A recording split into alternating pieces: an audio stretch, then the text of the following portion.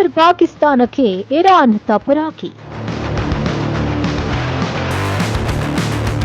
ನೆರೆಯ ಪಾಕಿಸ್ತಾನಕ್ಕೆ ಇರಾನ್ ಭರ್ಜರಿ ಶಾಕ್ ನೀಡಿದೆ.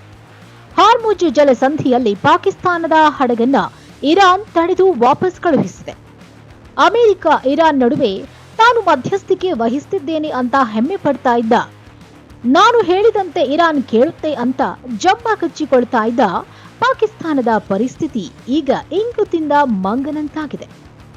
ಹಾರ್ಮುಜ್ ಜಲಸಂಧಿಯಲ್ಲಿ ಪಾಕಿಸ್ತಾನ ಹಡಗುಗಳಿಗೆ ಅವಕಾಶವಿಲ್ಲ ಎಂದು ಇರಾನ್ ಕಡ್ಡಿ ಮುರಿದಂತೆ ಹೇಳಿಬಿಟ್ಟಿದೆ.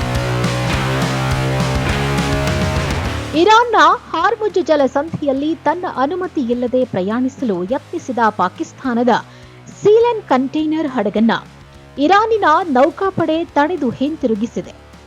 ಈ ಹಡಗು ಪಾಕಿಸ್ತಾನದ ಕರಾಚಿಗೆ ಹೋಗ್ತಾ ಇತ್ತು. ಆದರೆ ಇದಕ್ಕೆ ಅಗತ್ಯ ಪರವಾನಗಿ ಇಲ್ಲದಿರೋದು ಕಾರಣವಾಗಿದೆ. ಇರಾನ್ ಅಧಿಕಾರಿಗಳ ಕ್ರಮ ಅಂತಾರಾಷ್ಟ್ರೀಯ ವ್ಯಾಪಾರ ವಲಯದ ಗಮನ ಸೆಳೆದಿದೆ. ಇನ್ನು ಕಾಬೂಲ್ನಲ್ಲಿರುವ ಇರಾನಿನ ರಾಯಭಾರ ಕಚೇರಿಯ ಹೇಳಿಕೆಯ ಪ್ರಕಾರ ಇಸ್ಲಾಮಿಕ್ ರೆವಲ್ಯೂಷನರಿ ಗಾರ್ಡ್ ಕಾರ್ಪ್ಸ್ ನೌಕಾಪಡೆಯು ಸೀಲೆನ್ ಕಂಟೈನರ್ ಹಡಗನ್ನ ತಡೆದು ಹಿಂತಿರುಗಿಸಿದೆ.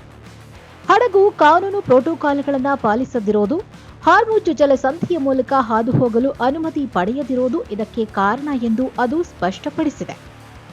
ಈ ಜಲಸಂಧಿಯ ಮೂಲಕ ಹಾದು ಹೋಗಲು ಯಾವುದೇ ಹಡಗು ಇರಾನ್ ಕಡಲ ಅಧಿಕಾರಿಗಳೊಂದಿಗೆ ಸಂಪೂರ್ಣ ಸಮನ್ವಯ ಸಾಧಿಸುವ ಅಗತ್ಯವಿದೆ ಎಂದು ಅದು ಪುನರುಚ್ಚರಿಸಿದೆ. ಇನ್ನು ಈ ಘಟನೆ ಪಾಕಿಸ್ತಾನಕ್ಕೆ ತೆರಳುವ ವಾಣಿಜ್ಯ ಹಡಗುಗಳ ಮೇಲೆ ವ್ಯತಿರಿಕ್ತ ಪರಿಣಾಮ ಬೀರುವ ಸಾಧ್ಯತೆಯೂ ಇದೆ.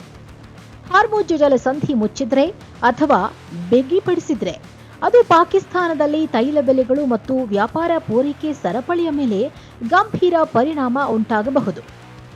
ಇರಾನ್ ಕೈಗೊಂಡಿರುವ ಈ ಕ್ರಮ ಪ್ರಾದೇಶಿಕ ಭದ್ರತಾ ಪರಿಸ್ಥಿತಿ ಎಷ್ಟು ಸೂಕ್ಷ್ಮ ಎಂಬುದು ಮತ್ತೊಮ್ಮೆ ರುಜುವಾತಾಗಿದೆ. ಇರಾನ್ ತನ್ನ ಇತ್ತೀಚಿನ ನಿರ್ಧಾರದ ಮೂಲಕ 2 ಪ್ರಮುಖ ಸಂದೇಶಗಳನ್ನು ರವಾನಿಸಿದೆ. ಸಮುದ್ರ ಮಾರ್ಗಗಳ ಮೇಲಿನ ತನ್ನ ಸಾರ್ವಭೌಮತ್ವವನ್ನ ಮತ್ತೊಮ್ಮೆ ಜಗತ್ತಿನ ಮುಂದೆ ಪ್ರದರ್ಶಿಸಿದೆ.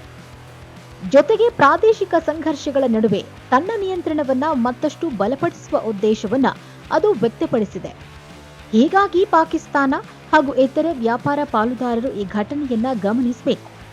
ಭವಿಷ್ಯದಲ್ಲಿ ಇಂತಹ ಸಮಸ್ಯೆಗಳು ಉದ್ಭವಿಸದಂತೆ ತಡೆಯಲು ಇರಾನ್ನೊಂದಿಗೆ ಸಮನ್ವಯ ಹೆಚ್ಚಿಸಬೇಕು ಎಂದು ತಜ್ಞರು ಅಭಿಪ್ರಾಯಪಟ್ಟಿದ್ದಾರೆ. ಕಳೆದೊಂದು ತಿಂಗಳಿನಿಂದ ಸಂಘರ್ಷದಿಂದ ಸಾಕಷ್ಟು ಹಾನಿ ಅನುಭವಿಸಿದ್ರೂ ತನ್ನ ಕಾರ್ಯತಂತ್ರದಲ್ಲಿ ಯಾವುದೇ ರಾಜಿ ಮಾಡಿಕೊಳ್ಳದ ಇರಾನ್ ದಿವಾಳಿ ಎದ್ದಿರುವ ಪಾಕಿಸ್ತಾನಕ್ಕೆ ಮುಟ್ಟಿ ನೋಡಿಕೊಳ್ಳುವಂತೆ ಮಾಡಿದೆ.